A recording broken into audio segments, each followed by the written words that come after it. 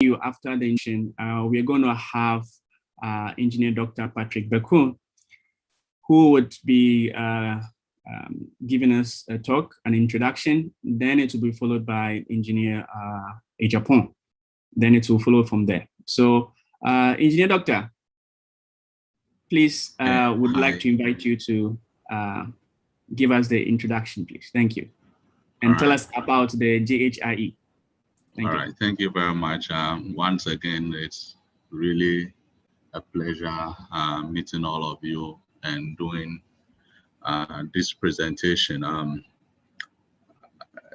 I will be sharing some slides with you as part of the introduction, but on behalf of the council and also the executive committee of the Ghana Institution of Engineering, we want to thank you for the invitation, and we hope that this is just the beginning and that there will be much more collaboration between the institution and also the Students' Union and the entire community, engineering community within China. So the president actually is in another meeting. He wished to be here, but he's in Takoradi at the moment in another meeting, and he sends his felicitation, Engineer Reverend Professor Adams, who is the president of the institution. So he brings his warm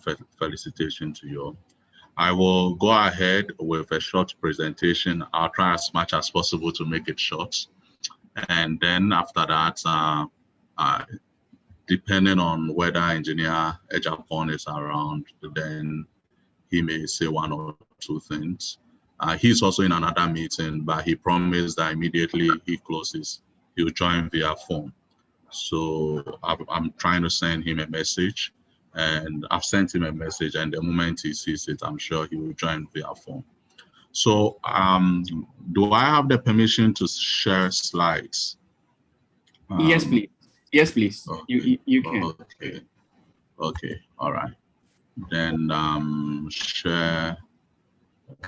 Let me see. All right.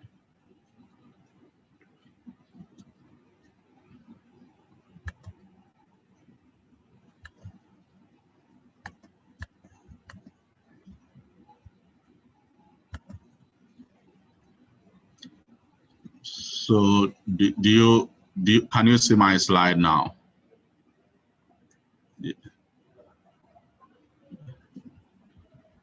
Yes, please. Can you see? Yes, yeah, you can see the slides. It's not hot. It's not on full screen. Oh, okay. So let me, because I'm doing double distance, let me do this.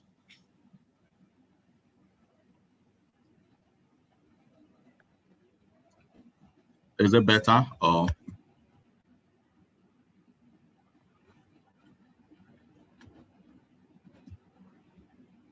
Let me do it again. Okay.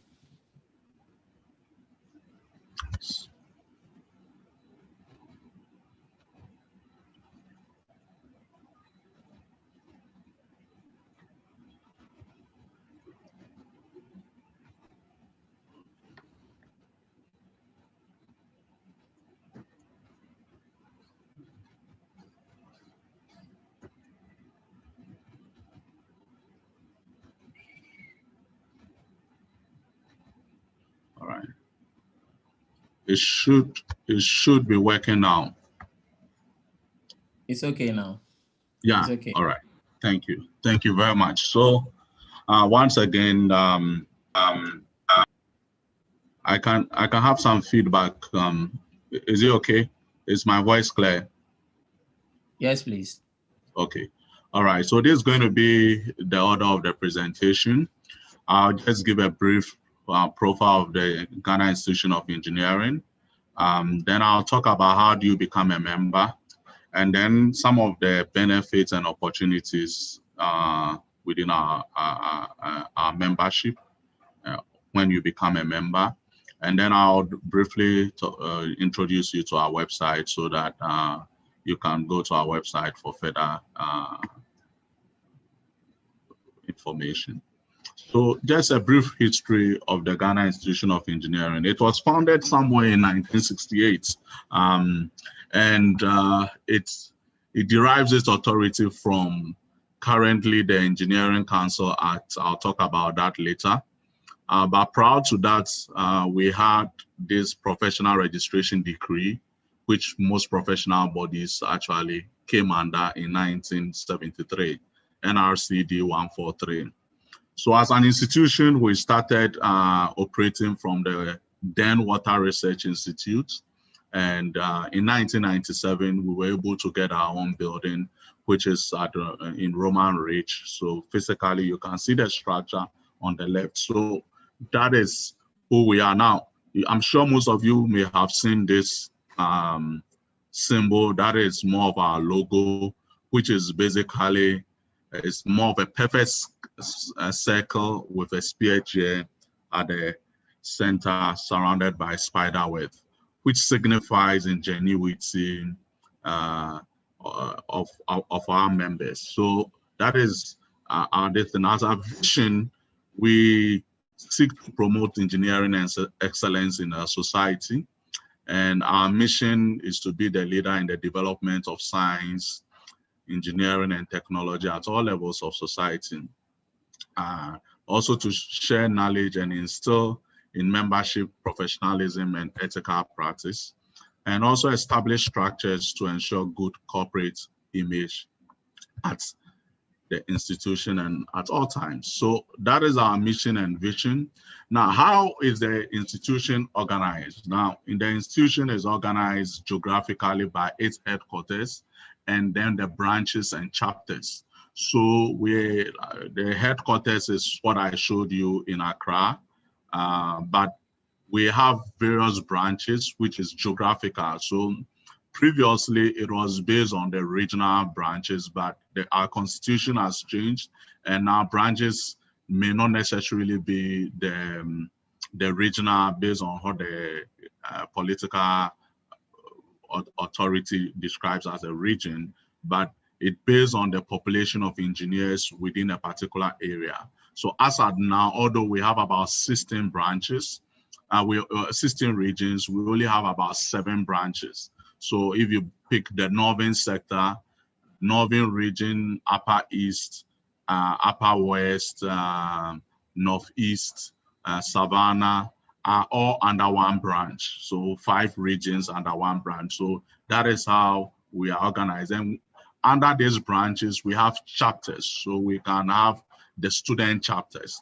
Indeed, for example, the China students can form a student chapter under the international branch. So we have the big international branch, which is sometimes amorphous, made up of people from various countries, or Ghanaians live, or even members living in various countries. So that is the branch, and then you can even have chapters under the branches. So the constitution stipulates all these, the details of all that. Then professionally, we are made up of, for now, 4 main technical divisions. So chemical, mining are together. We have the civil, geomatic, they are all together.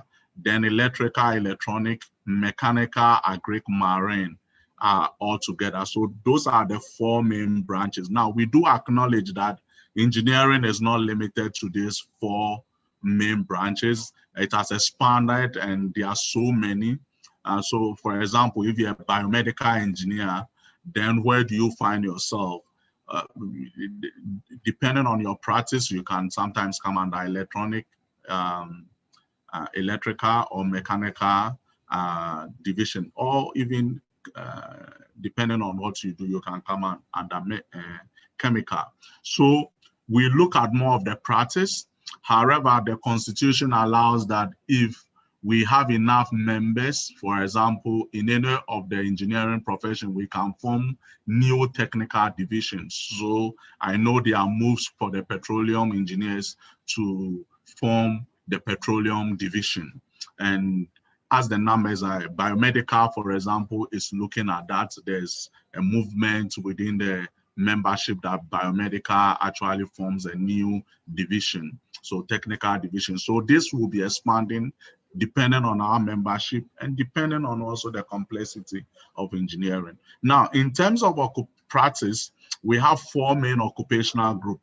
So we have the professional engineers, we have the professional engineering technologists, and then we have the engineering technicians, and we also have the engineering craftsmen.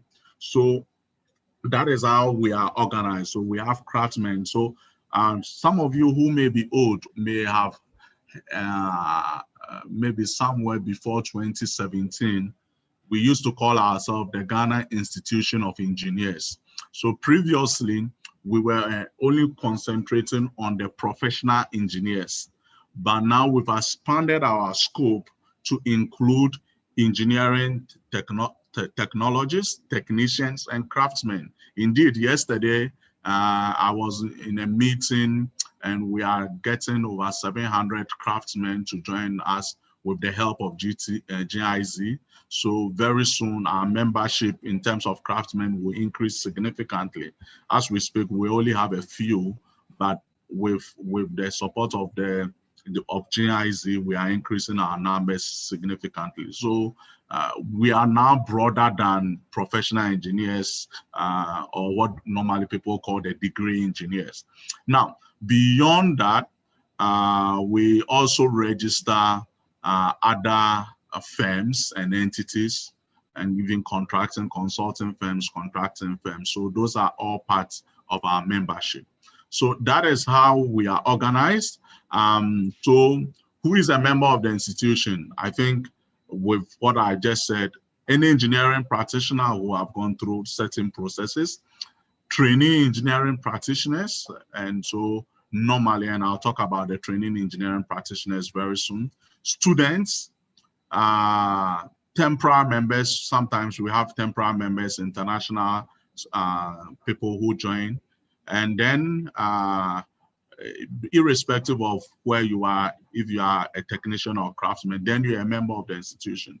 However, we have different categories. So we have senior members, we have trainee members, students, and we also have fellows.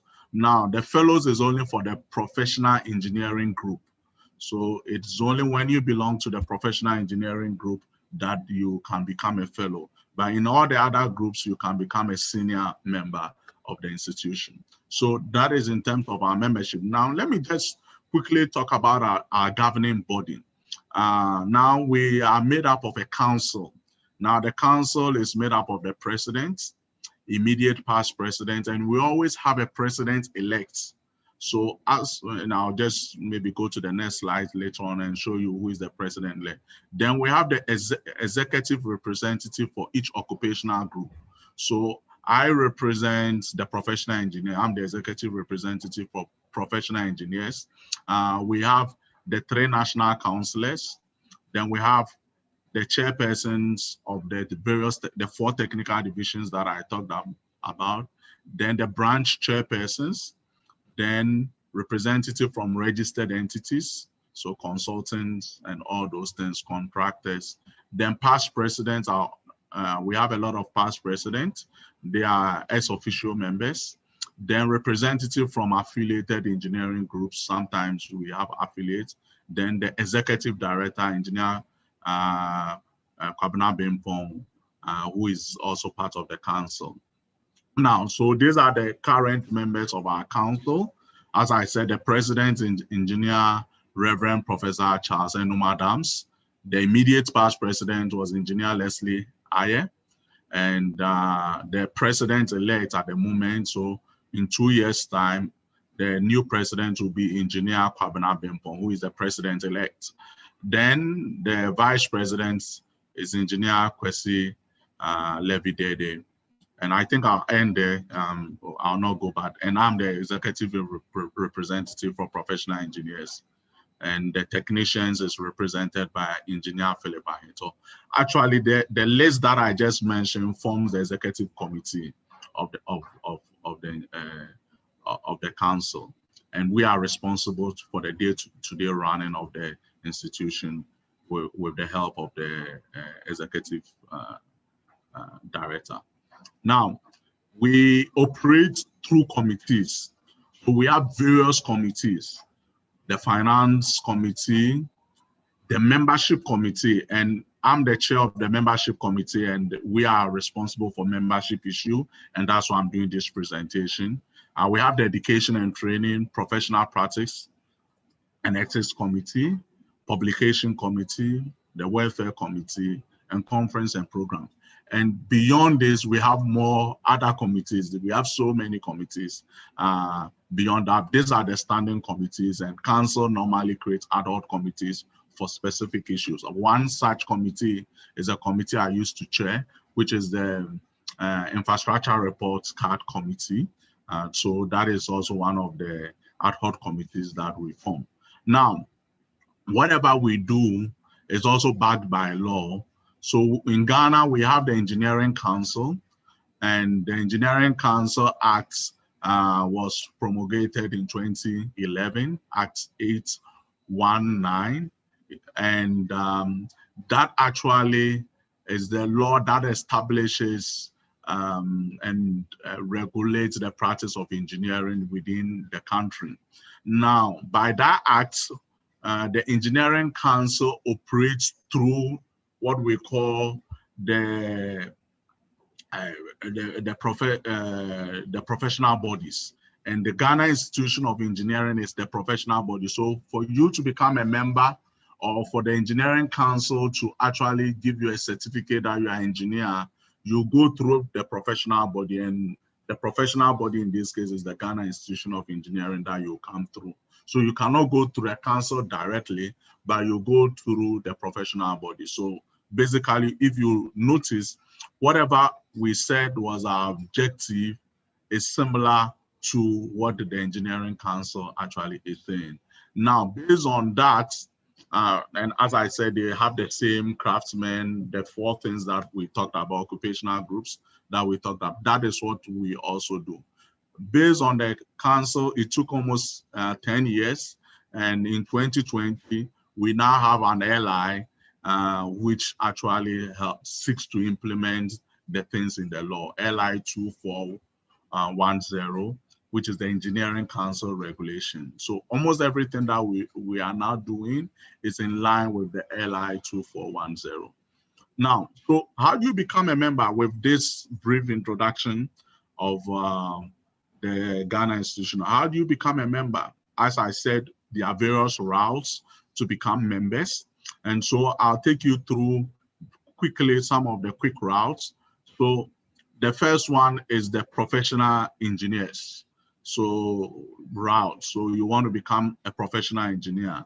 Well, the basic thing is that you should have the BSc in engineering or its equivalent. So if you have a BSc, then you generally become a TPE, training professional engineer. So for a period of 3 years. Now, within that 3 years, you are working under a professional engineer for that period. And you should have at least had 1 year to be in a position of responsibility. Now, when you've met that basic 3-year post-qualification experience, so it's not necessarily 3 years after school, but experience, that's what we are looking at. Post-qualification experience, then you will apply to write or to become a PE.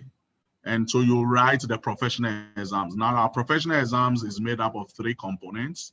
The first component is the presentation, what we call the technical review.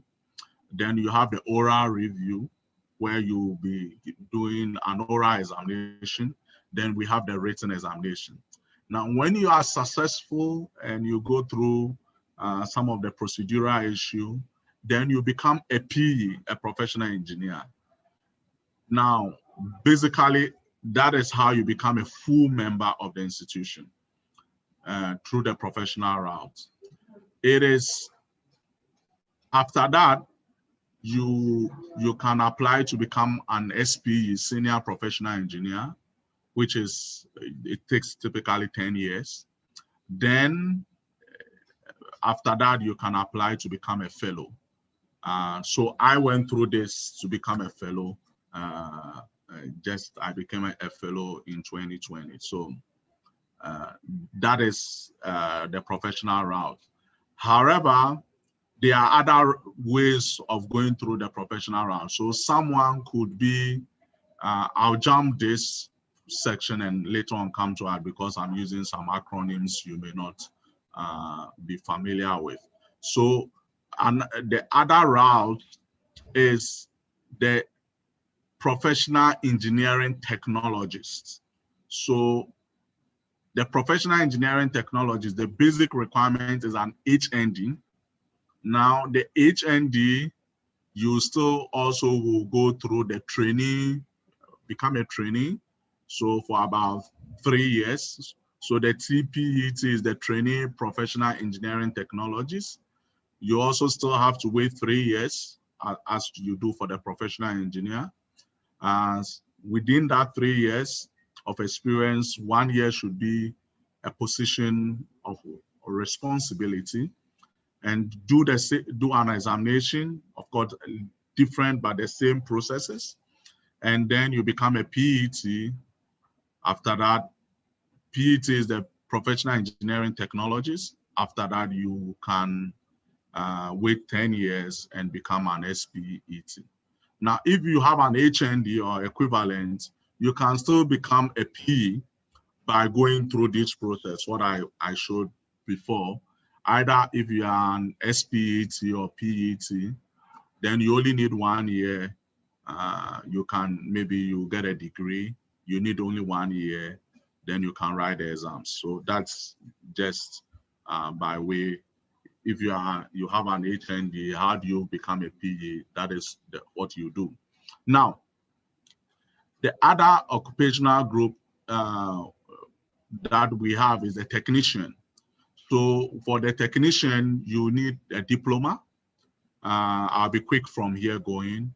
A diploma, you still need 3 years of experience, then you do your professional exams, you become an engineering technician, then you also wait 10 years if you want to become a senior engineering technician. So that is the technician. And technicians can also become senior or can become engineering technologists through this route. I'm not spending a lot of time there. Then we have the craftsmen, or sometimes people call them artisans, but the craftsmen. Now by law, we are now registering a lot of these craftsmen. And as I said yesterday, we were in a meeting on finalizing to get about 700 craftsmen to join. Now, well, the craftsmen basically will use the National Proficiency Tool, the COTVET, let me finish this. And then they need only 4 years of experience. They become engineering craftsmen and can wait for 10 years to become master engineering craftsmen. However, council has the ability to waive some of these educational requirements for the craftsmen. So that's something the Constitution allows us. So on a case-by-case basis, there are some craftsmen who are very good who may not necessarily have been to school or have had any formal education. The council may waive those requirements when it becomes necessary. Once again, a craftsman can also become a technician through this route. I'll not spend a lot of time on that. Now, at all levels, you can join the institution through the matured routes. So generally, you shouldn't be less than 40 years to join. But also, if you are in the engineering technician or craftsman, not less than 35 years. But the key thing is that you should have had considerable amount of experience. Typically, we are looking at 15 to 20 years before we can admit you through the craftsman. So it's not just the age, 40 years, but also your experience. and the application process is different. Generally, you join, you need to fill an application form, you submit it, and then you take your professional exams depending on the class. So that is the basic process that one goes through. Now, students chapters normally, these are for now, students do not pay dues. So we assume that but we coordinate through the associations for the student chapters.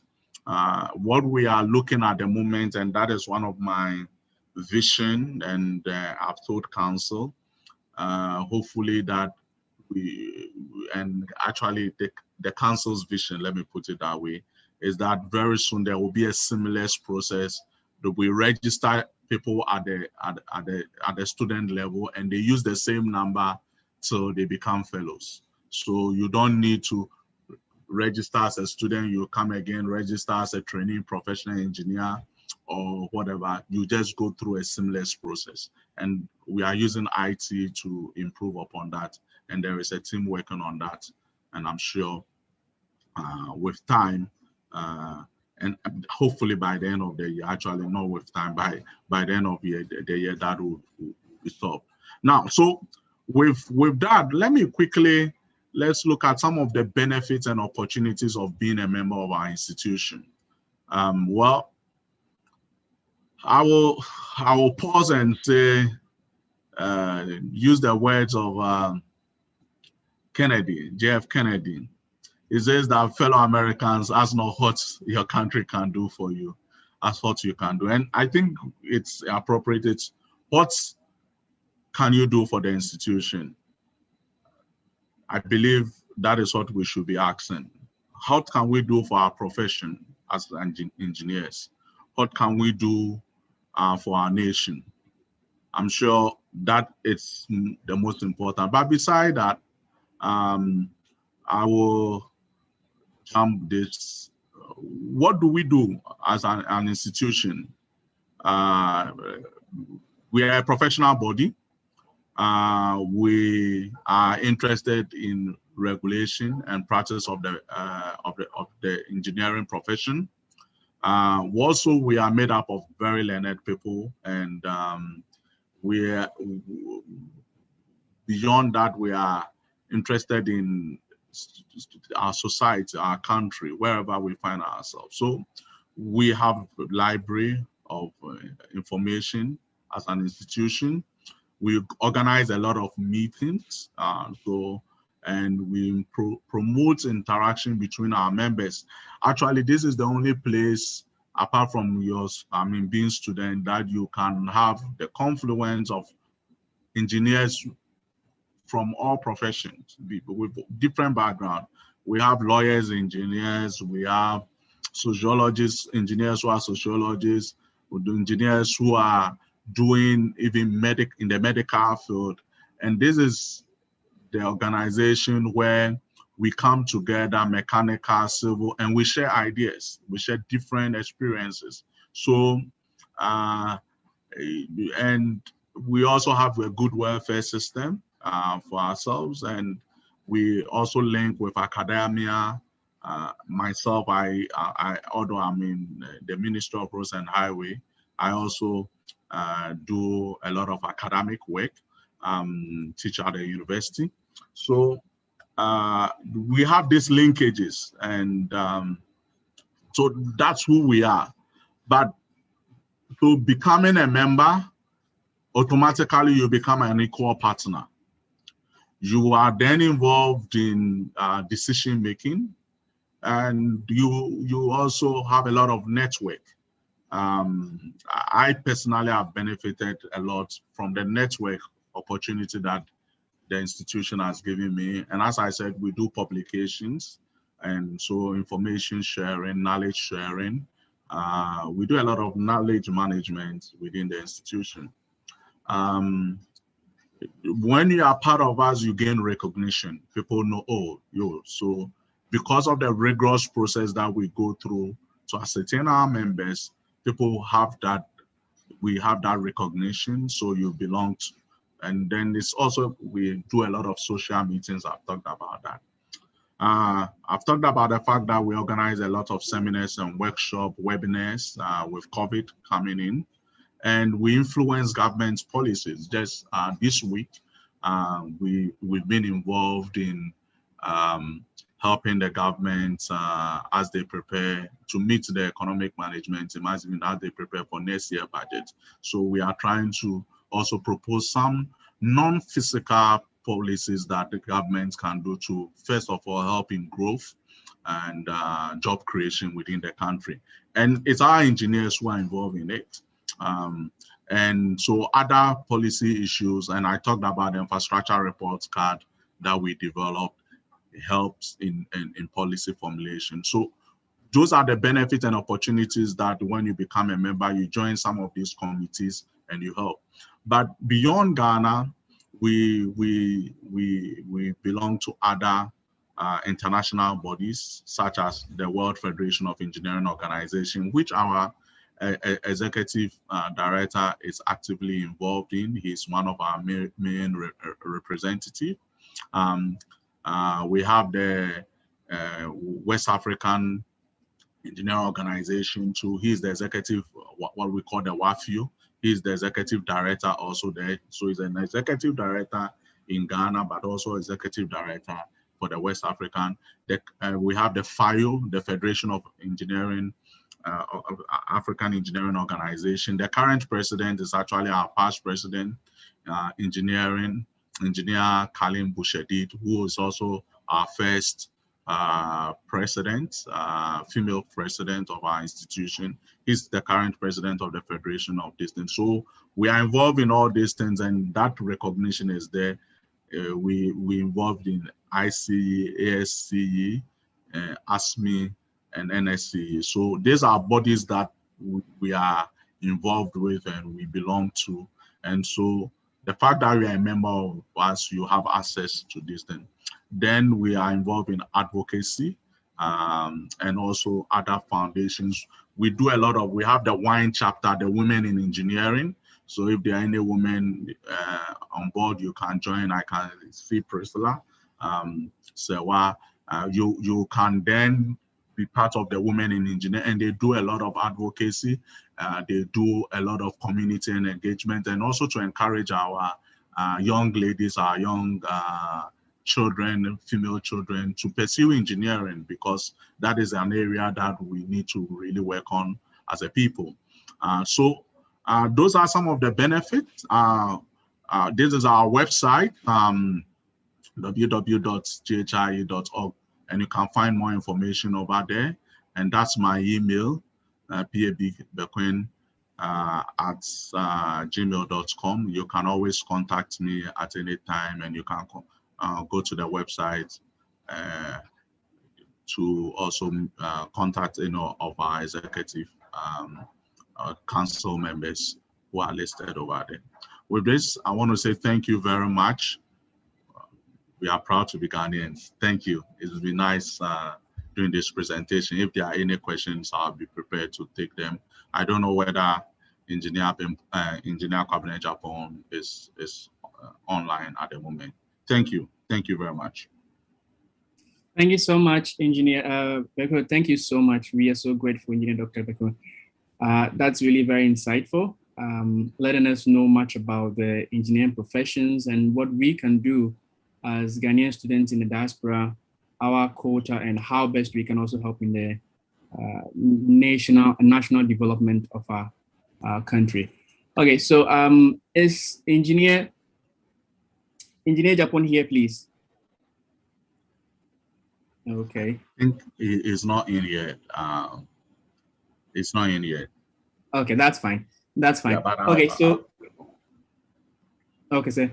So ladies and gentlemen, welcome once again to the webinar for Ghanaian engineers, which is organized by National Union of Ghana Students, NUGS-CHINA, in collaboration with the Ghana Institution of Engineer, GHIE. We are very happy to have you here. We just heard from Engineer Dr. Patrick Amoah-Bekoe, who just gave us a very wonderful introduction about the institution, the purpose, how we can qualify as students from the beginning stage to the maturity stage, and what is expected of us in an essence of how we can also play a very big role in developing the nation with our engineering talent. So ladies and gentlemen, now the time is turned over to you. If you have any questions, any comment that you would like to ask Doctor, please feel free and let us hear you. So this is how we're going to do it. If you want to ask a question, kindly use your button there and use the reaction button, and you can just use the reaction button of you raise your hand, and then we are going to unmute you to ask your question, please. At the same time, for those who will not be able to use the voice function, you can type your question in the chat box, and then we're going to voice that on your behalf. Thank you so much. Okay, so I'm going to unmute Mr. Fifi, who will be the first person to ask the question, please. Mr. Fifi, you're muted. Yes, I hope I can be heard. Yes, please, you can. All right. Good evening, Dr. Engineer, and good evening, Benjamin. I'm actually grateful for this opportunity. It's been an amazing journey to have our senior colleagues amongst us to have this conversation. I just want to ask this very simple question to our distinguished guests who gave the presentation. I think about 2 months ago, we had an information that a bill had been passed saying that you cannot practice any form of engineering without accreditation from the Ghana Institute of Engineers. And by extension, upon some interrogation, we were made aware by one of your members who appears to be a student in one of our universities here in China, that the institute also reserves the authority to bar anyone, even with a PhD in engineering, from being a teacher of engineering if the person does not belong to the professional body. I would want to know how true it is. And yes, I think basically I would want to know how true it is and how much power does the institute have in determining those that universities or institutions enroll to teach their students. Thank you.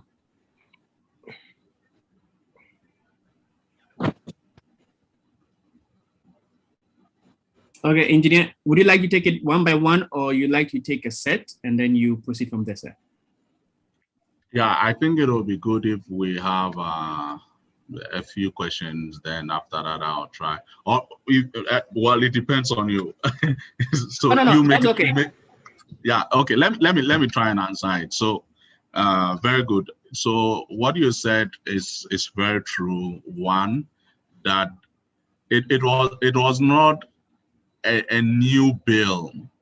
Let me explain. First of all, as I showed in our presentation, there was an act, and the act was in 2011, and based on that, in 2020 we had the regulations. So those who have the legal mind, it's more of the LI comes to give force to the act.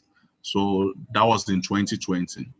But at the time it came somewhere in November, and because of elections and other things, so not, let me say, much noise. Then after the elections, we had a new minister. Now, for the Ghana Institution of Engineering, or the Engineering Act, the minister responsible in terms of representation is the Minister of Works and Housing.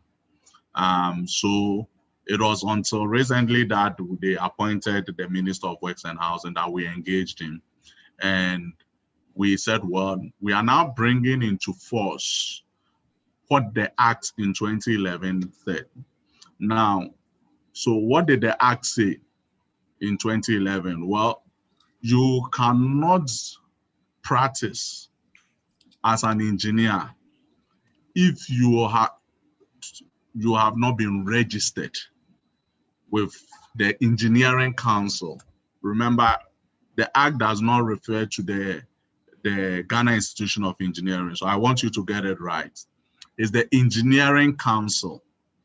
However, the Engineering Council operates through the Ghana Institution of Engineering. I hope that distinction is clear. So we are a registration body under the Engineering Council. So that conference that you heard about was a conference held by the Engineering Council with the minister.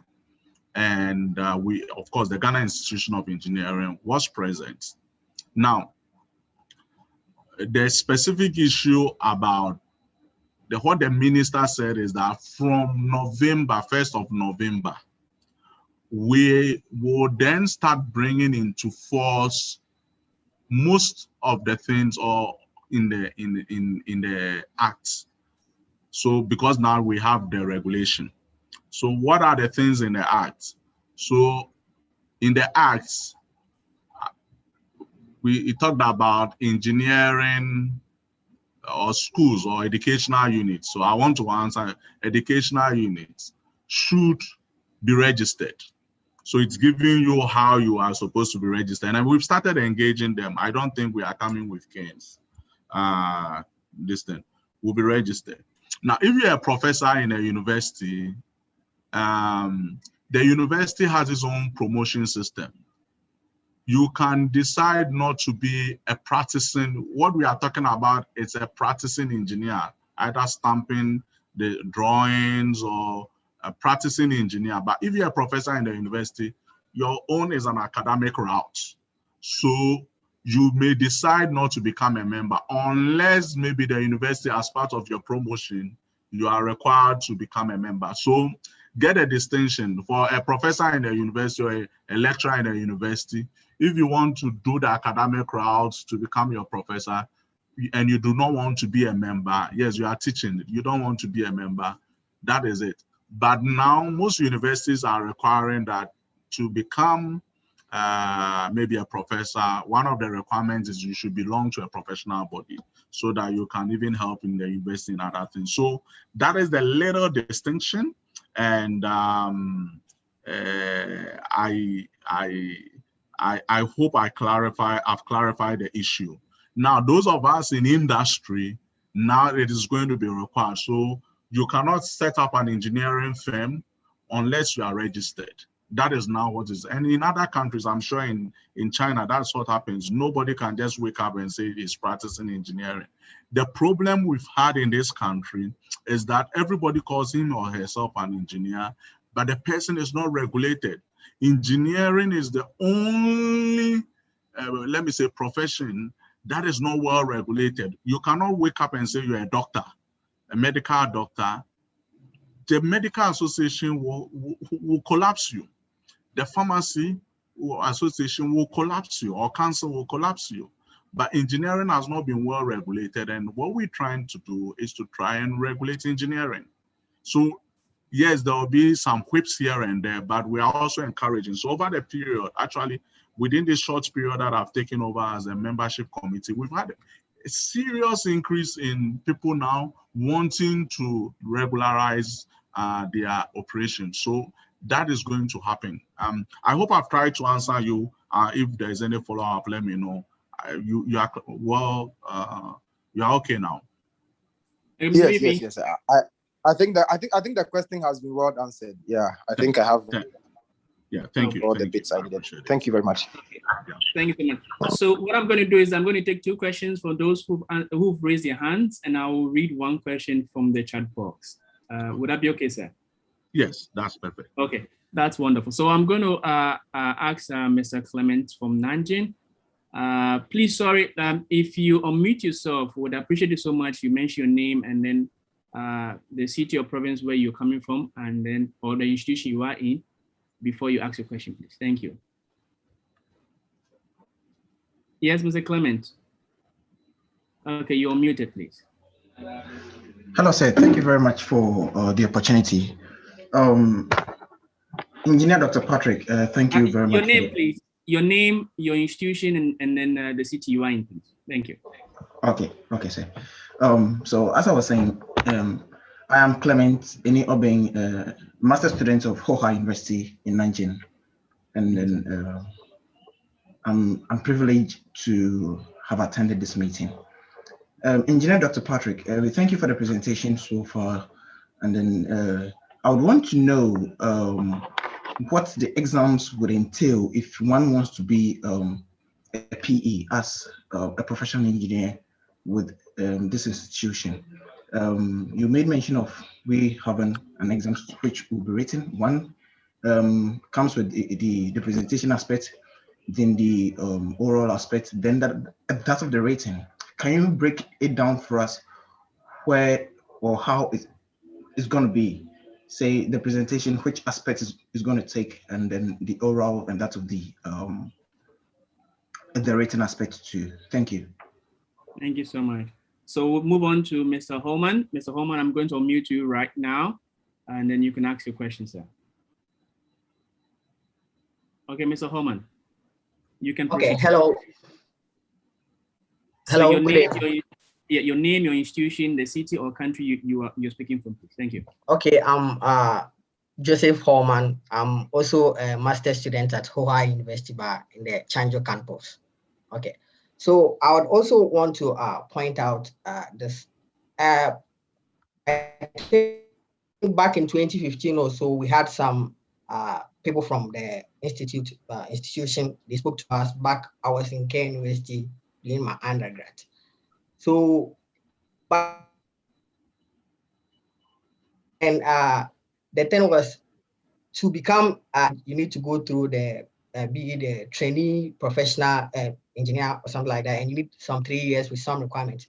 A lot of people were eager and wanted to become members, but the thing is, after school, finding places to work or places to get the experience tends not to be available most of the time, because so people are logged in being teachers or being in other areas that are not engineering practices. So therefore, they can't register in order to follow up to get to the professional engineers that they want to be. So I would like to know what is the organization have any plans probably to streamline the system, as in how the medical systems they do. The placement are being handled by the institution themselves to look at the whole training process, but not being that you get to a profession or get a working place where after that you can register to go through the registration process.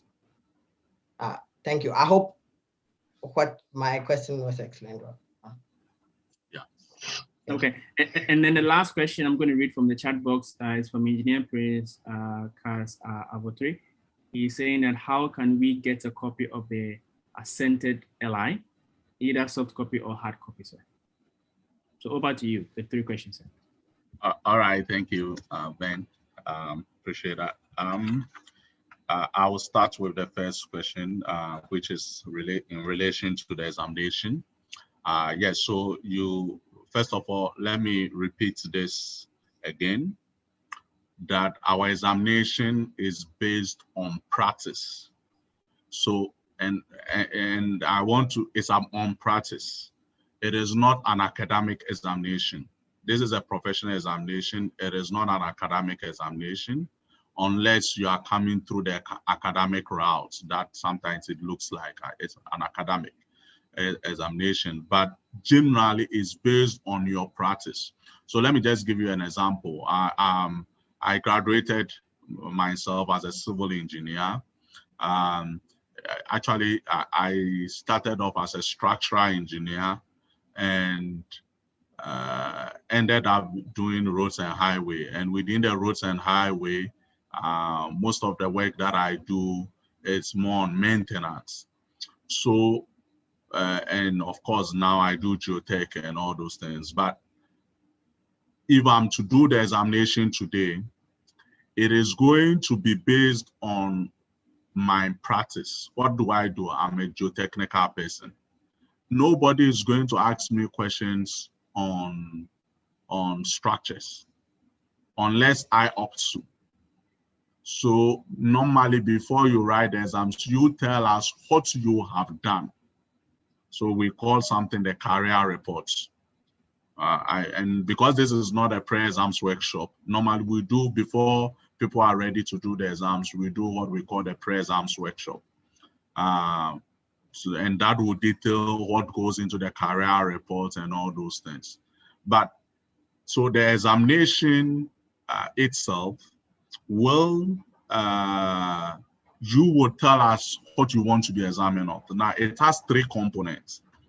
The first component, it is the written, let me start with the technical review. Once again, the technical review, you will tell us that this is the project that I did. Maybe you did some rural electrification and you were involved in this. And this is what I did within that period. That shows that indeed I've applied the engineering principles. And normally we give you 10 minutes, you do your presentation. So it's just like a short PowerPoint presentation, but you focus on the technical issue. Based on that, they'll ask you questions. Now, the next examination, what we call the oral review, is to look at your career report, what you've written that over the 3 years or 10 years or whatever years of your experience you've done. Then we want to find out whether you've not just written anything, but you've really written things that are going to be helpful for you, okay? Helpful for things that you've done as an engineer. So maybe I started as a structural engineer, and the work that I did was, I was doing maybe designs, but there are people who do designs, and it's because the boss is click here, but they don't understand the principle. That's what we want to find out, whether you understand the engineering principle. So normally, a team of people, normally 3 people, will interview you. They will interview you to find out whether what you've written, your personal involvement, whether they are true. And that is the oral examination. Now, the written examination is actually, those of you who are old school, what they call general paper. In A-level, it is only to test your understanding beyond engineering, general social issues. So for example, flooding in Accra. What do you think? How can we solve it? Sanitation in Accra. So these are the questions. If we're doing pre-examination, I should give you. So right now, government issues about burning of excavators or galamsey. Those are the questions you'll be answering during the written examination. So those are not necessarily fully engineering, but how do you express yourself as an engineer? So those are the things we'll be asking in the examination. Clement, I hope I've answered the components of the examination. I'm sure if you're able to organize yourselves again for an examination, and we are to do an examination for the Chinese either students or workers, we will do a pre-examination workshop where I will go into the details of the examination for you so that you'll be well prepared. Now, the issue about, I think Mr. Hoffman's question, is something that the current council is actually looking at, so that we'll look at how we'll streamline it so that, especially during your national service, you should be posted into an engineering organization. It's something, however, what we do right now is also to help in industrial, what they call internship. We used to call industrial attachment. So we've been helping some of the students to get placement, although we are not able to do it comprehensively, but one of the committees is looking at it, and we'll see how best we can improve upon that. So that's a very good question, and it's something that came up during our last council meeting. Then the last question, which is from, I think, Prince, Engineer Prince, is about how to get the LI. The LI, unfortunately, Ghana is interesting because the Ghana Population Authority sells it and they make money out of it. At the moment, it's only the hard copy that is available. If you have someone in Ghana. So this, I wanted to pick a copy of my LI to you.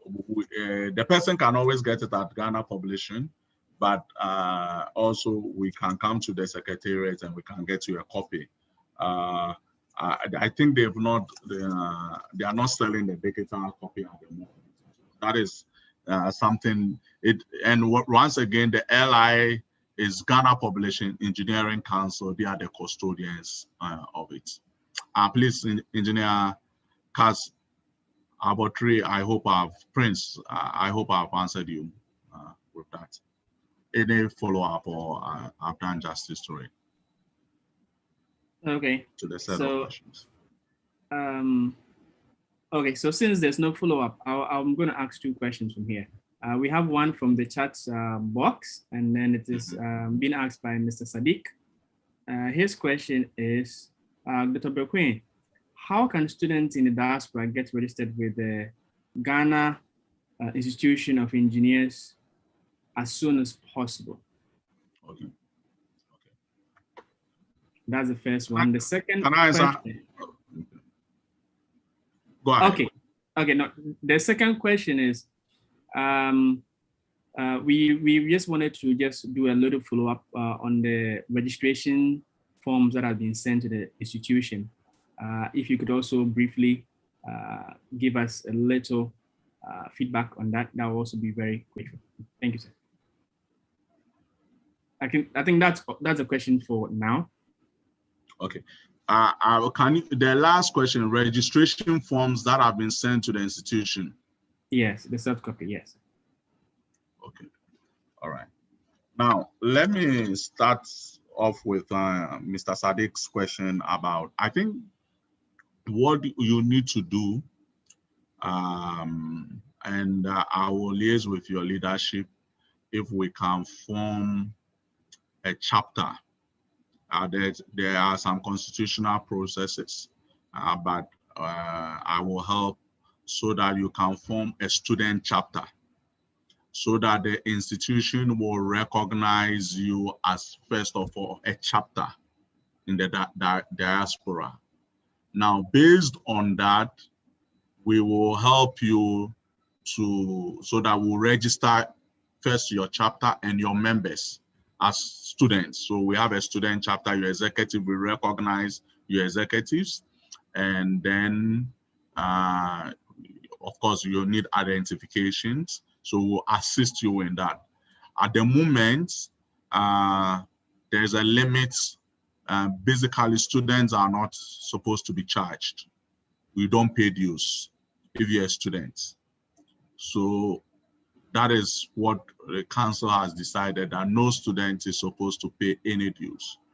However, so if we are to do ID card and other things, you pay for those facilitation. Those are fees and normal fees and charges, but not what I call dues or subscription.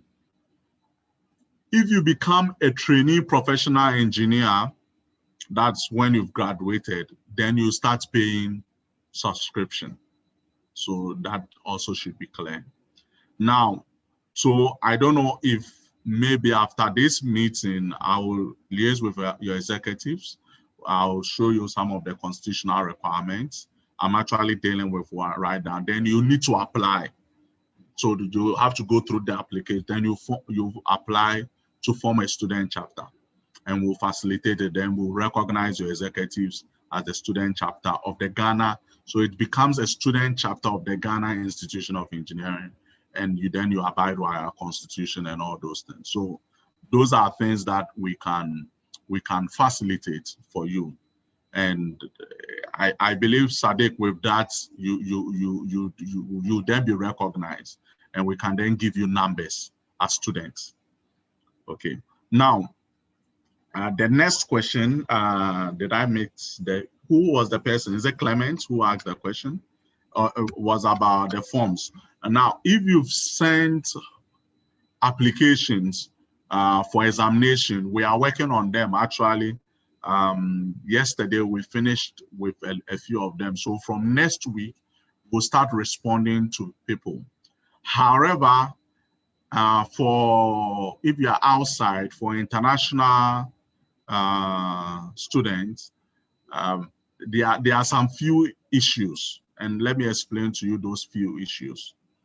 At the moment, what we are saying is that to do the written exams, you need to go to an examination center, and that is why if you're in China, it's good that you are part of the chapter that will be formed, so they can identify an examination center where you can go and you will be able to write the examination there, the written exams. Now for the oral and technical, you can do it online. So if you want to do it in the July examination, quickly send an email and let us know, so that you tell us the examination center, and there are some few other charges, fees that you need to pay. We'll let you know as quick as possible, and then you can move on from there. So please, that is about the registration in terms of that. But let's deal with, I think the major thing is the SADC question, which is forming a chapter, and then we can then be dealing with your executives. We recognize your executives, and then they are our representatives over there. So subsequent things, for example, engineer George Lutrot is there. Maybe he can facilitate with most of the things that we'll be dealing, and we can have focal people that we'll be dealing with. Please, is that okay? Any other follow-up question? Okay. Okay. Doc. Okay, Doc. Thank you once again. But pertaining to the question that Mr. Buffo asked, on the follow-ups on the application form that has been sent, what we did was that I think I was even having discussions with you some time back, and you said they were working on it, but because maybe out of so many things you might have forgotten. It has to do with the student membership applications, which was sent electronically via mail. And for some time, I think it's getting to almost 1.5 months or so. The union hasn't gotten any feedback yet from the secretariat. Yes. So they wanted to find out what has been done on it and all that. Because a mail has been sent, but no reply yet, and it's a bit worrying. Yeah. I mean, this is. And then secondly, I think I even raised the concern that I think Mr. Fred or Madame Adobia also was saying that the soft copies is not, they needed the hard copy, and I was like, no, this is the easiest way we can actually facilitate this kind of processes. No. Interesting. Yeah. So that is interesting. But what I can say is we've even had some few challenges with that aspects of the students' membership, how quickly they act on it recently. But we've resolved most of them, because as at last week, I know Tamale students within Tamale Technical University, we were able to resolve it. So what I will do quickly is that I think we've been having chats, so I'll work on this. I'll send an email, but the hard copy, the soft copy you sent is okay. I mean, we are actually trying to move. As I said, there's a team working on digitalizing so that we'll have a quick flow. So even very soon, you don't need to, you fill the forms online and you submit, and that should be all. So what I can promise you is that just after this meeting, I'll send an email, and so that they will give us the status of the processing of your application. Yes, I do remember you notified me about it, but let me apologize on their behalf for the slow I mean, at least you should have even gotten a response that they've received it or something of that sort. So I will work on it, and I'll deal with you personally in this respect, so that at least by tomorrow you'll get an official email to respond to you. And the next one. But once again, I will encourage that you form a group, and so that instead of dealing with individuals, we would be dealing with the group, and we know that maybe. Please, just for not going far, it was actually sent in a form of a bulk email. Okay. I understand that the institution used its own email channel to send that document. So it wasn't. Yes, I'm talking about forming a chapter. I'm talking about forming a chapter, so that when they are dealing, they know that, oh, the China chapter or China student chapter or whatever, the China chapter has sent an email. Yeah, I hope you understand. Yeah, so Doc, that is why we are engaging, so that you will facilitate and then so I want to maybe meet either a few executives, then we quickly, you need to do there are some few constitutional things that you need to meet. Cape Coast, I just received an application, they want to do the same thing, so I'm reviewing it for them. So let's do that, because I think you have the numbers, even from the numbers that have just joined, 44 or let's say 40 people on the average. It's you have more than, because I think for a chapter you need only 25 to form a chapter. So we can easily do that. That's wonderful. So Doc, I also wanted to just ask you a question. I think in one of the groups, what NUGS-CHINA does is that, since we are student body, one of the core functions is academics, right? And then the executive body have an academic committee that have engineering groups.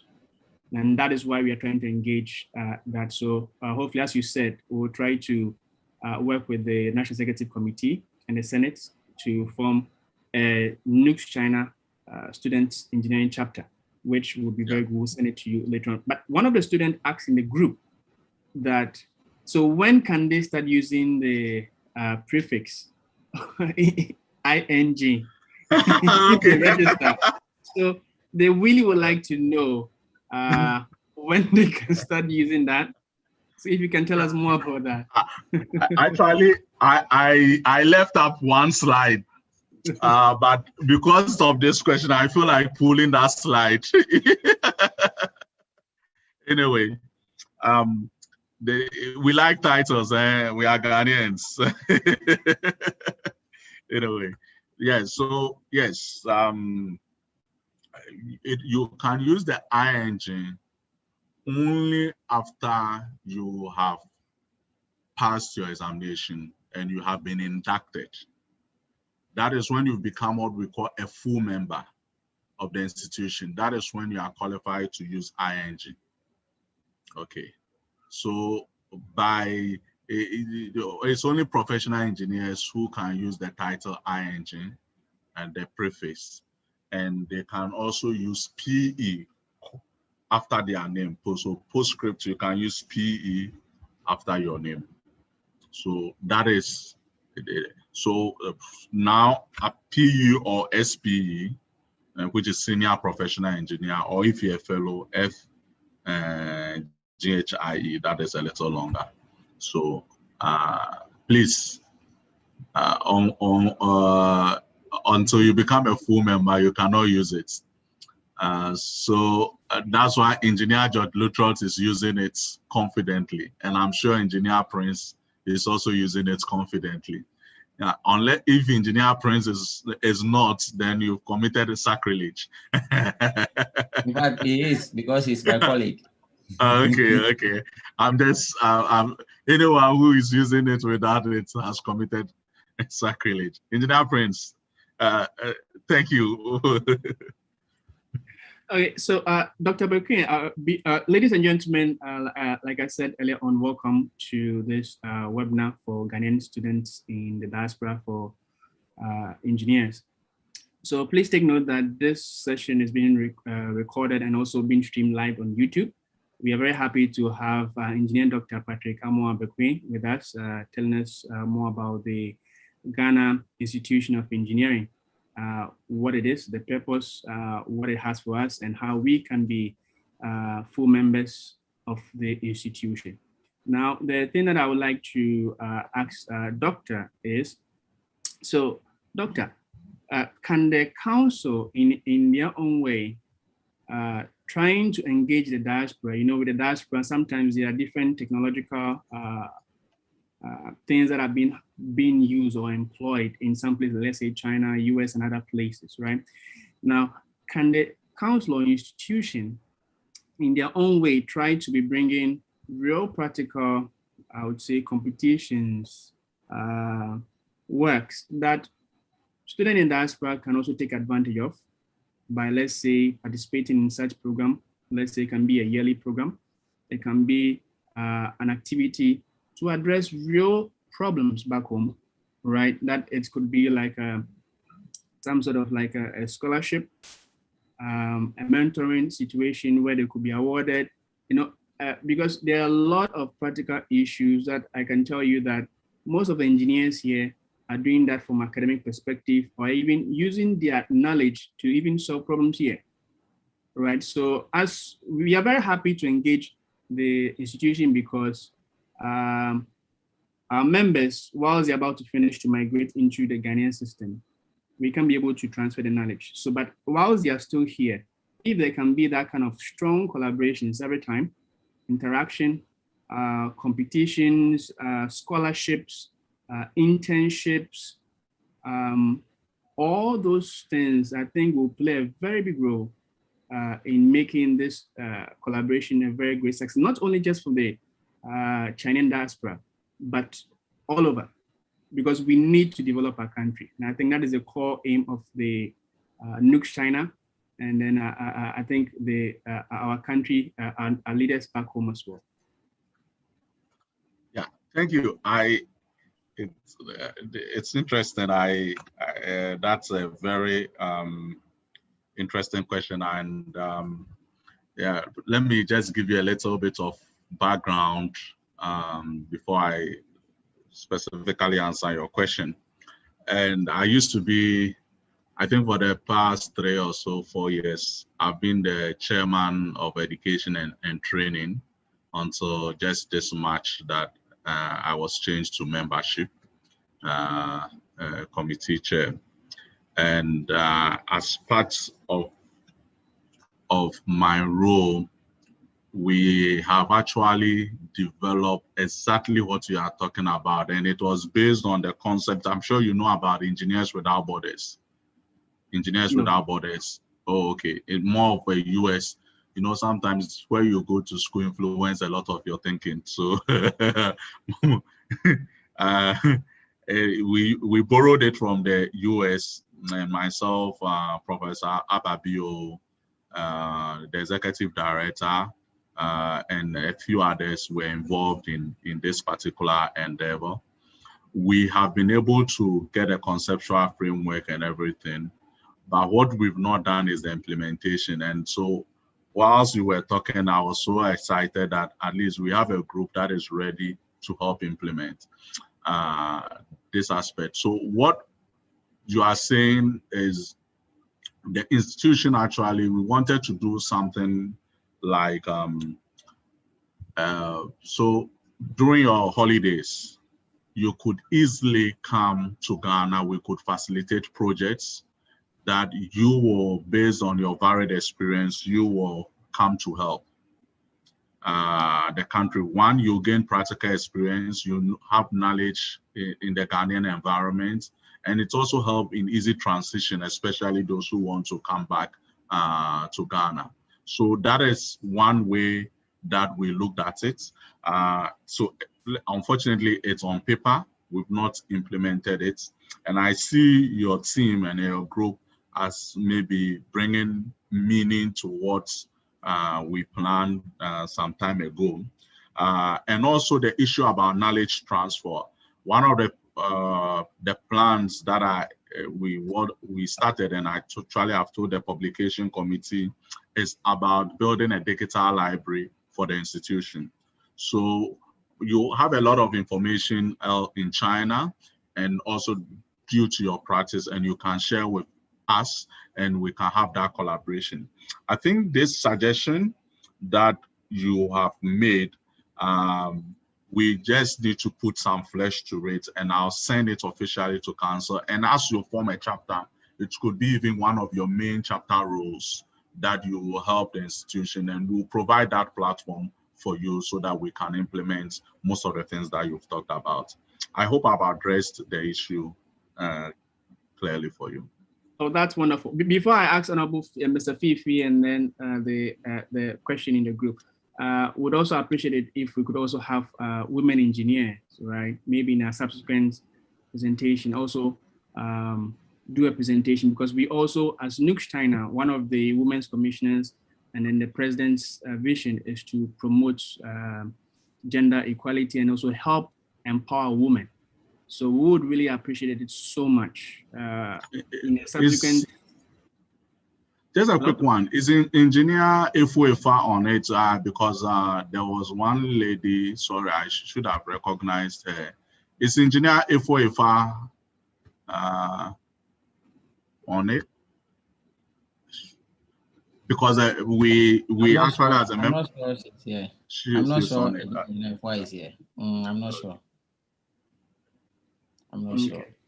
So we really appreciate it so much if we could have such a platform to empower women engineers, because we've realized that it's not an easy thing for women, as you are aware, especially even in China. So we really want to encourage them to take up very strong roles, because we all need each other's effort to champion the development of our continent. Okay, so without let me add a little to that. And as I said, we have a wine chapter.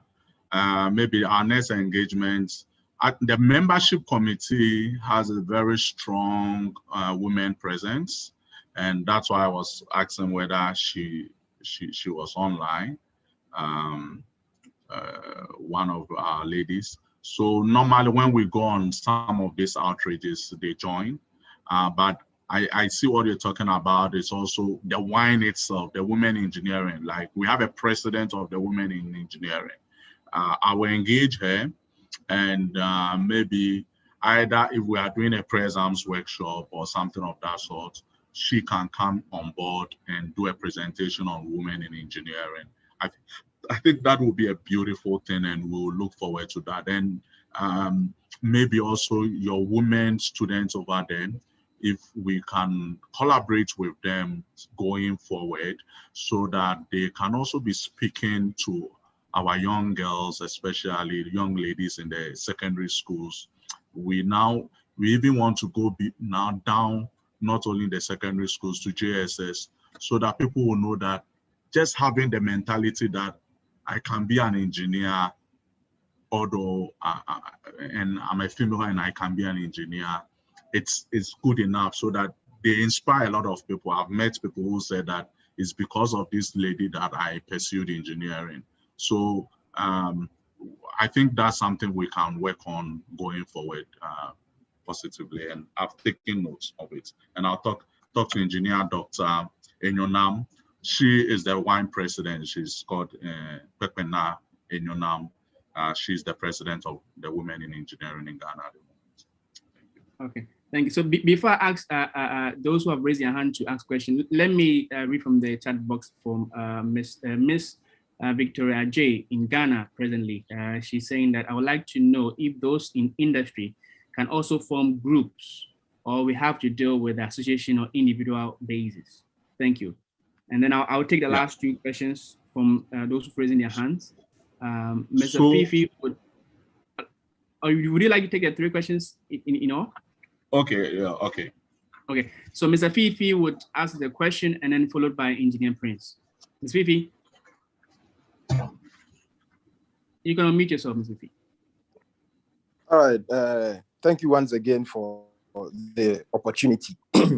Yes, Doc, I have three questions for you, and the first one, it's about diversity. How diversified is the Ghana Institute of Engineers? Because I spent time somewhere last month going through the website and its details, and it appeared a lot of the descriptions had to do with civil engineering, mechanical engineering, electronics, and electricals.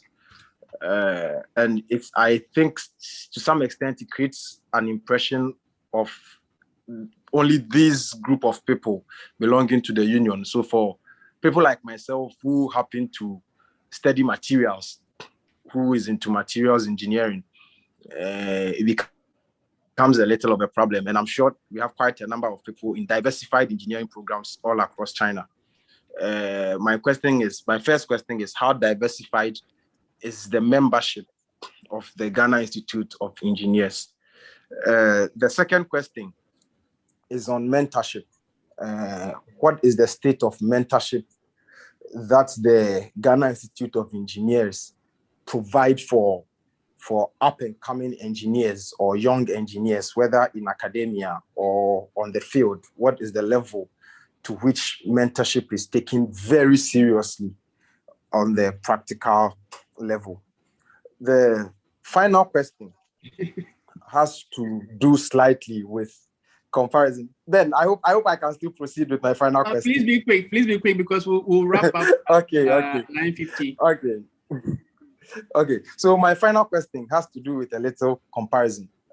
Here in China, the basic thing we often observe is that those who drive engineering happen to be in the universities. It's these university professors, the university engineers, who are the sole driving force for all the engineering that we see in this country.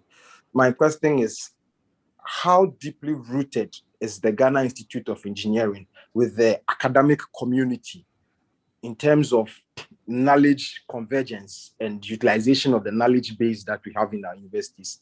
Thank you.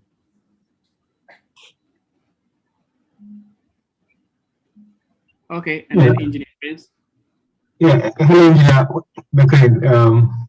Nice to meet you again. I think one of the participants asked an important question on placement into institutions that don't necessarily have professional engineers. I think when I was there was a few discussions with Engineer Japan about mentorship, which is as an alternative to institutions whereby trainee professional engineer is assigned to a professional engineer with enormous experience to personally mentor him or her, so that it wouldn't have been like he has to by all means find an institution to work under. Is that intervention still available? If it's not, I think it's to be a viable thing to discuss and have a look at it, so that to help others that want to be licensed. Okay, Doctor, you can proceed with all the questions, please. Thank you. All right. Thank you very much. And thank you all for the wonderful questions and also your interest. I'll start off with Victoria's question. Yes, Victoria, yes, we can form as many groups as possible.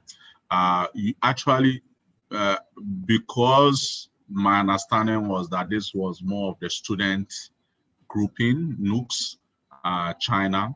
So that's why I focus more on the student chapter. But assuming that there are Ghanaians, professional engineers in China, they can actually come together, and they can actually be the bigger umbrella body that the students work under, because by institution, we recognize in terms of hierarchy, we do recognize the professional engineers. So we have what we call the branch. So the branch is actually made up of the full members, that's the full members and the students, but mainly to become a branch executive, you should have been a full member of the institution. And that rate, then we have the students or the chapters. So it can even be a work group chapter. So if maybe you work in maybe China, energy, whatever, and you have electrical engineers over there, and these electrical engineers have more than, they are about 25 or more, they can form a chapter. And these are not students, so they can form that grouping and form a chapter. Then maybe students in China can also form a chapter. Or even within the students, you can, depending on your geographical location, you can have different chapters. So maybe this university chapter, this university chapter, this university chapter. So that is also possible. So those groupings can be formed. It's just that sometimes you may not meet the constitutional requirement in terms of numbers. That is why you typically see only a few of them coming up. So Vic, we can do that. And since you are in Ghana, if I got it right, it will be good to keep in touch, maybe, and then we'll see how best we can proceed. Fifi, thank you so much for your question. I think I did that mention that we are very diverse, but just because at the time of the coming into of our constitution, we only have 4 technical divisions. That is why you think there are only 4. But we have a lot of biomedical engineering students and members. We have petroleum engineering. And I think I mentioned that they are trying to even form their own divisions. Material engineers, there are a lot of material engineers. Now, depending on your practice, when you come in as a material engineer, we can either put you even in chemical or civil, depending on your practice, where you work and what you are doing, or even electrical. But now, for example, I know material engineers have increased so significantly that they can form their own technical division, and we're encouraging them. So very soon you'll not see 4, you see more than 4.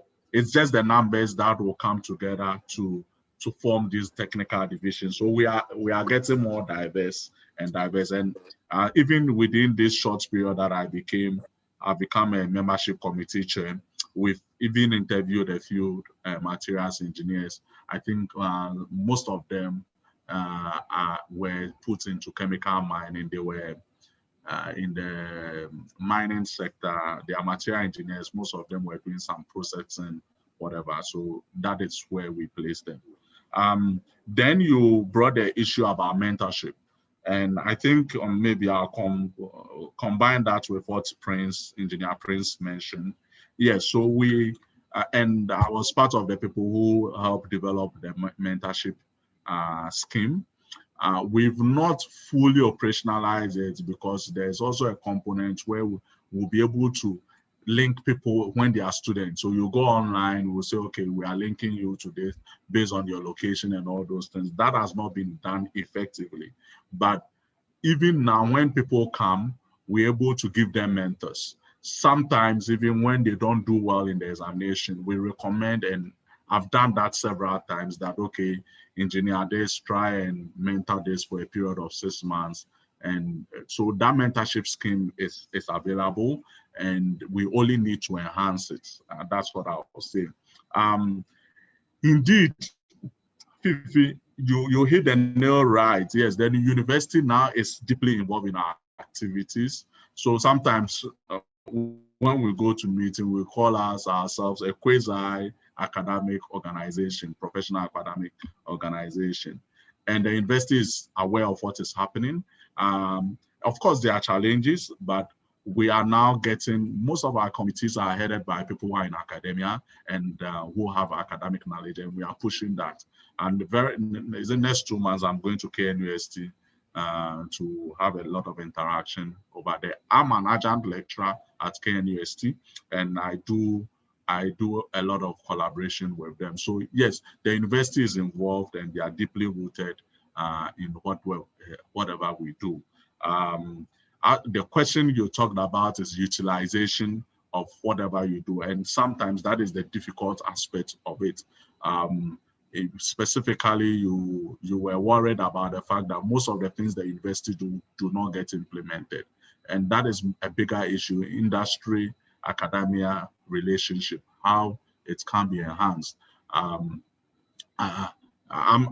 The reason why the president is not around is actually because of this. I'm supposed to give a presentation tomorrow in respect of this in the Takrade conference that they are doing. So it's something we are aware of and we'll improve upon it. I think I've answered Engineer Prince, unless there's a dimension I did not look at. With that, I think I'll say thank you unless there's a follow-up question. Okay, thank you so much, Doctor. I think you have well answered the questions. I don't know if they have any follow-up, and then we are almost close to time. We're supposed to end by 9:40, then we'll do the concluding remarks. Just a brief one before you give us your last comments or how do you call it, advice. Someone is just asking, is the institution in charge for building constructions, I mean the codes, if building details are according to state codes before construction begin, or is solely into training and mentorship? So technically the person would like to know whether the institution is responsible for checking the building codes, or is it only for training and mentorship? So if you could make the distinction clear.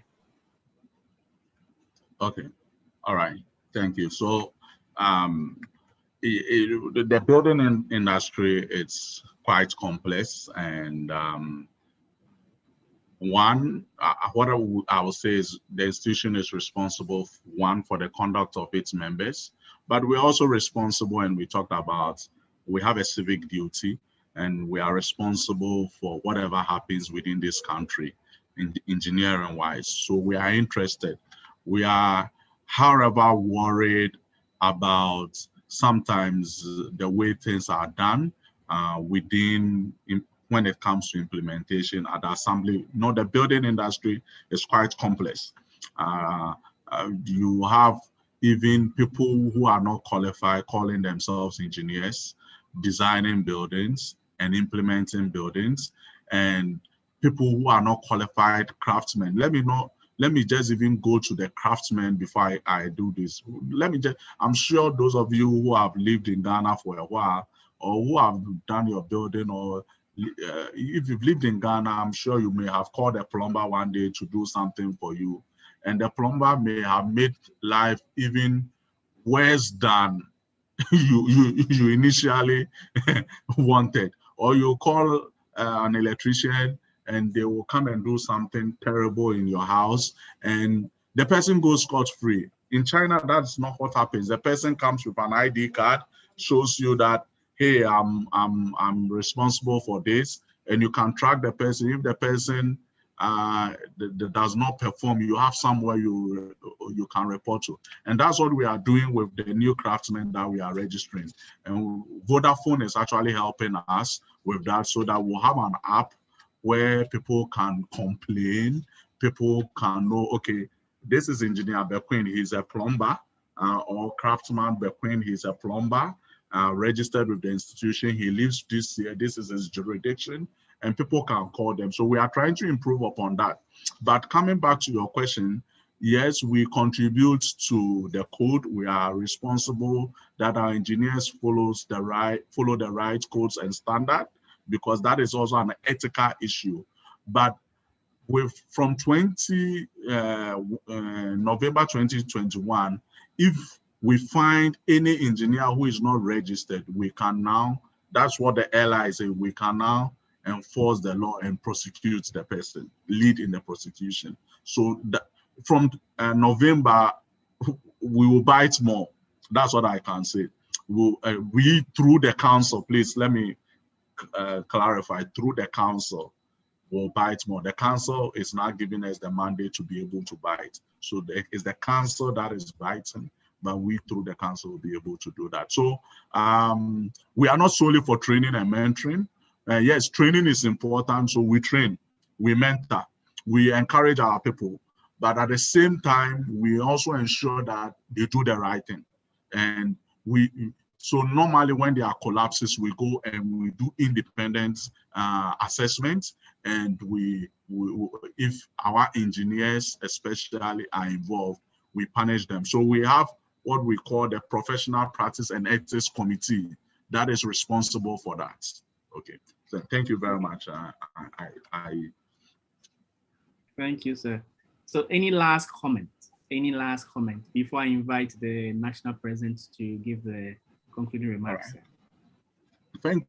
Thank you once again. I've really enjoyed myself. I mean, I've been doing presentations of this nature. I've been doing this for the past 5 or so 6 years. This one happens to be one of the most enjoyable ones that I've had. I have loved the kind of questions that have come. It's varied, it's very insightful, poignant, and I also love your eagerness to help change our country. I believe you just don't want to be members of the institution. You want to help change our country. I remember some few years ago, almost how many years now? 8 years ago, when I was in the United States studying for my PhD, I used to yearn for these things, and I came back, and I believe I'm contributing towards the advancement of engineering. And you can be in China and contribute, and I'm very glad for your leadership, for the direction, and let us all help change this country. Let us all help whatever we yearn for. It is us. I always say that it is each and every Ghanaian, whether you're a politician, whether you are a technocrat, whatever you do, whether you're a pastor, you are part of the solution. And as the president put it, we need to be citizens. And what we are doing is being citizens. And we hope that the Ghana Institution of Engineering will provide a platform for us to be able to achieve this aim, so that Ghana will be the country that we will all love rather to come, and we'll be proud wherever we find ourselves, and that we'll hold our chest out. I want to thank you for the opportunity, and I'll continue to serve you. Call upon me anytime when there need be. God bless you, and thank you. Thank you so much, sir. Okay, so at this juncture, I would call upon the national president, Honorable Colin Say, to give the concluding remarks.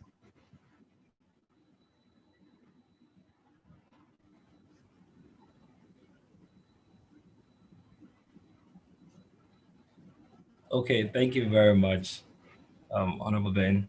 I believe you can hear me. Yes. Okay, good evening, honorable men and women who are joined here. All protocols observed. On behalf of my executives, I would like to extend our sincere gratitude to you all for hammering this webinar invitation. It's always a great joy to have you all as a family and then as professionals coming together to see the growth of our country. Excuse me.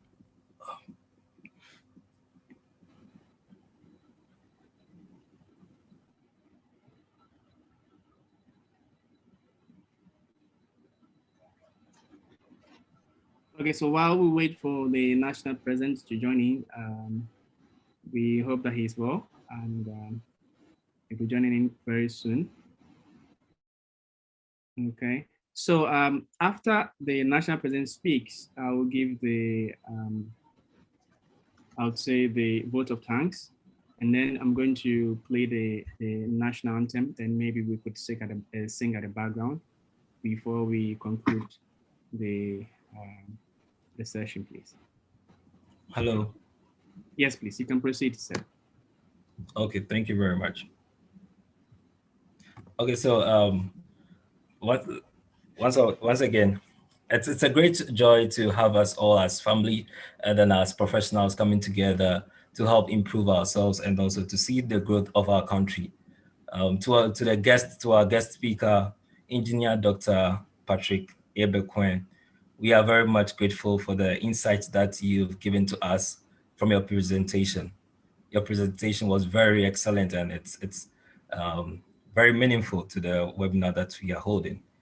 As we may all know, NUGS-CHINA seeks the academic, the social and general welfare of Ghanaian students in China with the support of the Ghana Embassy. We also aspire to mobilize the intellectual resources of members to contribute positively to the socio-economic development of our country. In light of this, it was very prudent for us to establish the collaboration with the Ghana Institution of Engineers to help prepare and to train, educate, and mentor, and also to register our engineering students studying here in China. And also to get them abreast with the national rules, the regulations, and ethics governing the engineering practices in Ghana. As students with strong zeal to make impacts on our country, it's very important for us to know our needs, to understand our situation, and assess our strengths and areas where we can realize opportunities for our growth. I think tonight we've been able to identify an opportunity to have the engineering chapter for our members here in China. It's indeed a significant progress that we are making as a student body and as individuals as well. It is our hope that we work together to champion this opportunity to harness all the good things it's going to bring to us. This session has been very wonderful, and we are very much grateful for this opportunity. What I would like to say is that let us harness all the opportunity that this chapter that we are going to form is going to bring to us. And we are going to move forward and make the desired impact to our country and to ourselves. Thank you very much. Have a wonderful evening. Thank you. Thank you. Thank you so much, Mr. President. So I would like to give a vote of thanks by first saying we are so grateful to the Almighty God for such a very wonderful event. It has been a very wonderful one. We are so grateful.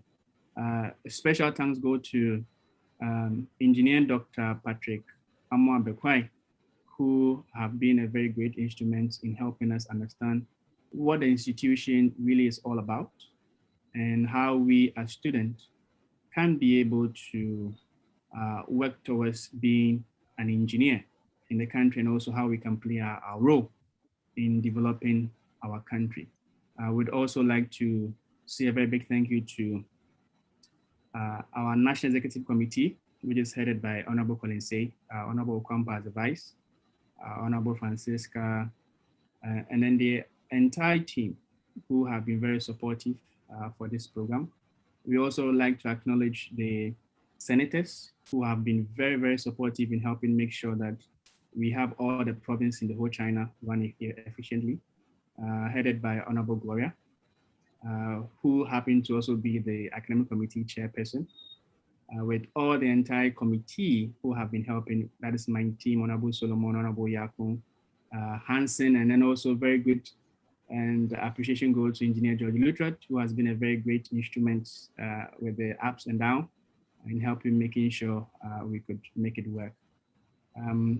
Above all, would like to say a very, very, very big thank you to all the audience who have been here tonight to listen, to ask questions, to give their input on how best we all can collaborate in making sure we all achieve one objective and one aim. So I would like to conclude by saying thank you once again for joining this program, and we hope that we'll have more wonderful and powerful, insightful and educative webinars for our engineers. So please stay tuned, please keep asking questions, please interact with us, and I will let you know more and how best we can utilize our resources together. Thank you so much. At this juncture, I would like to say that this session has ended. Before we end, I would be playing, yes? Please, just a quick one. Doc, please, I'll continue to crave your indulgence to ensure that the wine president becomes very visible to our ladies here, because all these things that is happening, if the women in engineering are not very visible, then I'm not sure that we are going on the right tangent. As our union, the the vision of the union states that we are there for equality. So I wouldn't want it to be that after just this meeting, it ends there. I know your schedules. I know you are a very busy person, but please try and let us have the women engineering on board as well. Thank you very much. Yeah, I'll discuss with you the way forward. Okay, sir. Thank you so much. Okay, so at this juncture, I'm going to play the national anthem. So I would please ask you to, in wherever you find yourself, you can recite or sing it along with the song, please. Thank you.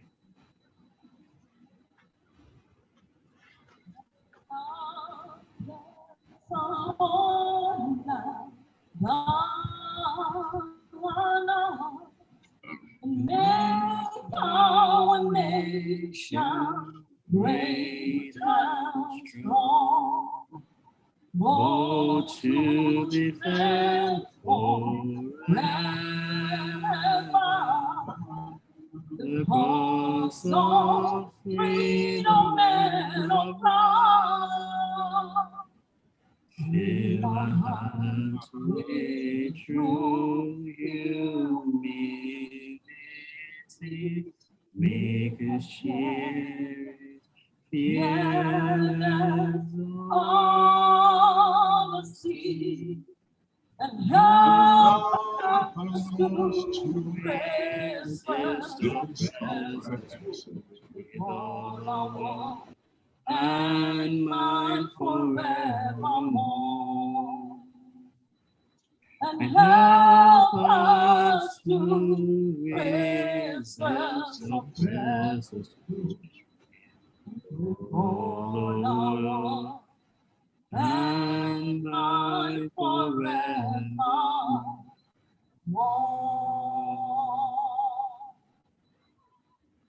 Okay, so as we began, thank you so much for observing that. As we began the meeting by observing 1 minute of silence, before we observe the 1 minute, we also like to acknowledge past executive, Honorable Felix, and all protocol observers who have been with us throughout and being supportive as well. So we'll observe a minute of silence in our various religions and beliefs to pray to conclude this meeting by saying thank you to the Almighty, using a minute of silence, please. Thank you.